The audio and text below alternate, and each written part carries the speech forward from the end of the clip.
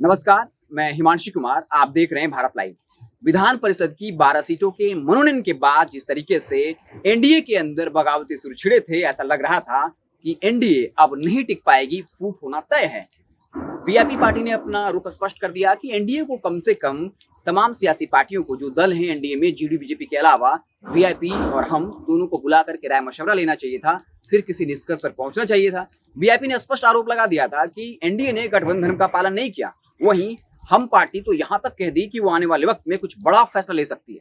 और हम पार्टी के प्रवक्ता दानिश रिजवान ने जिस आक्रामकता के साथ, जिस गुस्से के साथ ये बात कही थी, ऐसा लग रहा था कि हो सकता है कि जितन राम मांझी कोई बड़ा फैसला ले लें। उसके बाद जितन राम मांझी मीडिया के सामने आए और बाकायदा कह दिया नीतीश कुमार ने अच्छा नहीं किया, उनको तमाम सियासी पार्टियों को बुला करके बैठा करके राय मशवरा करना चाहिए था, फिर किसी निष्कर्ष पर पहुंचना चाहिए था।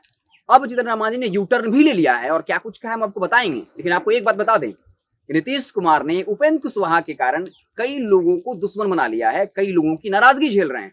क्योंकि जितन राम मांझी को भी लग रहा है कि अगर उपेंद्र कुशवाहा पार्टी में नहीं आए होते, उनको विधान परिषद नहीं भेजा गया होता, तो शायद वो एक सीट हम पार्टी को मिल सकती थी। वहीं जेडीयू के नेता राजीव रंजन ने भी अपनी नाराजगी स्पष्ट कर दी और कहा कि हम पार्टी के लिए त्याग करने के लिए हमेशा तैयार रहते हैं, लेकिन हमें भी इग्नोर किया गया है, कायस्थ समाज को खास तवज्जो नहीं मिल रही है। राजीव रंजन आपको पता होगा जेडीयू के बहुत बड़े नेता हैं, प्रखर प्रवक्ता हैं।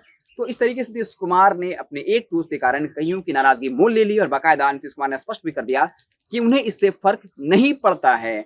और साथ ही साथ एक और शख्स है गुप्तेश्वर पांडे जी, आपको याद होगा, पूर्व डीजीपी हैं, रिटायरमेंट से 6 महीने पहले वीआरएस लिया था कि उनको चुनाव लड़ने का मौका मिलेगा। नीतीश कुमार का गुणगान भी करने लगे थे और कहा था कि नीतीश कुमार जो जैसा आदेश करेंगे वो उसका पालन करेंगे। लेकिन अब अंततः उनको लग रहा था कि शायद इतना बड़ा त्याग किया है, रिटायरमेंट से 6 महीने पहले जो है वो वीआरएस ले लिया था, अपनी विश्वसनीयता दाग पे लगा दी, लेकिन उनको विधान परिषद भी नहीं भेजा गया। लेकिन बाकायदा उन्होंने बयान तो नहीं दिया, लेकिन एक शायरी के जरिए अपनी बात कह दी और लिखा कि तेरे बर्बाद होने से अगर कोई आबाद हो जाए, तेरे बर्बाद होने से कोई आबाद हो जाए, तो शराफत का तकाजा है कि तू बर्बाद हो जाए।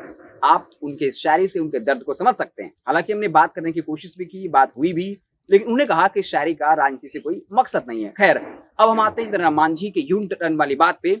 शुक्रवार को उन्होंने कार्यकर्ताओं के साथ बैठक की और पत्रकारों से बात करते हुए कहा नीतीश कुमार से नाराजगी जरूर है, लेकिन किसी विशेष परिस्थिति में उन्होंने कुछ फैसला लिया होगा। हम नीतीश कुमार के साथ हैं और रहेंगे और बाकायदा नीतीश कुमार एनडीए के साथ रह करके एनडीए गठबंधन के तहत बिहार के विकास के लिए काम कर रहे हैं। और महागठबंधन से ऑफर मिलने के बाद उन्होंने कहा कि हम महागठबंधन छोड़कर एनडीए आए हैं और यहाँ बिल्कुल संतुष्ट हैं और हमें कहीं भी जाने की जरूरत नहीं है।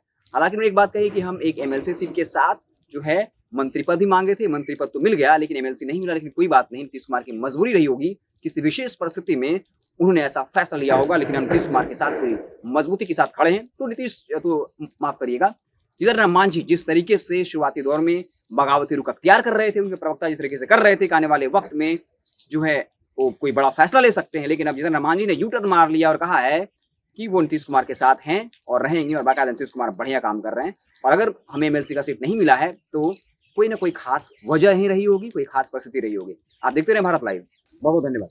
अगर ये वीडियो पसंद आई और वह बिहार के राजनीति और बिहारियत से सरोकार रखेनी तो सब्सक्राइब बटन दबा के चैनल के सब्सक्राइब कर ली। ओजे एगो घंटी बा, ओकरा बटन दबा देला से कुल सटीक और मारक खबर रुआ मुफ्त में मिल जाई। अगर रुआ पत्रकारिता के हमनी के नया प्रयोग में सहयोग कर चाहतानी तो ज्वाइन बटन दबा दी। पेटीएम नंबर नोट कर ली 9386816700। धन्यवाद।